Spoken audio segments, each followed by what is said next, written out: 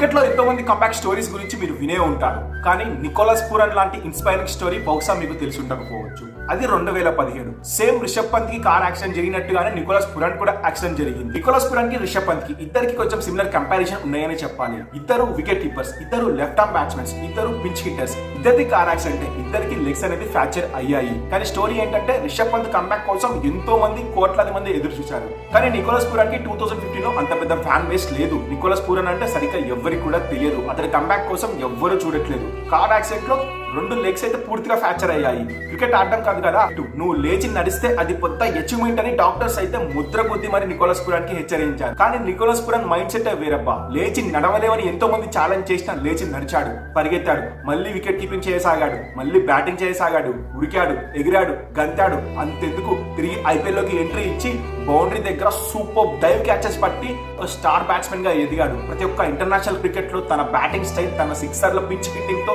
అందరినీ ఎంతగానో ఆశ్చర్యపరిచాడు. One of the situations లో ఐపీఎల్ కి కెప్టెన్ గా ఉన్నాడు. అసలు నడవలేని స్థితి దగ్గర నుంచి డైవ్ క్యాచెస్ పట్టి సిక్స్లు మోత మోగించేంత వరకు ప్రతి ఒక్కరిని ఆకట్టుకుంటున్నారు. మరి నికోలస్ పూరన్ 6 హిట్టింగ్ గురించి మీరేమంటారు? కింద కామెంట్ చేసి చెప్పండి.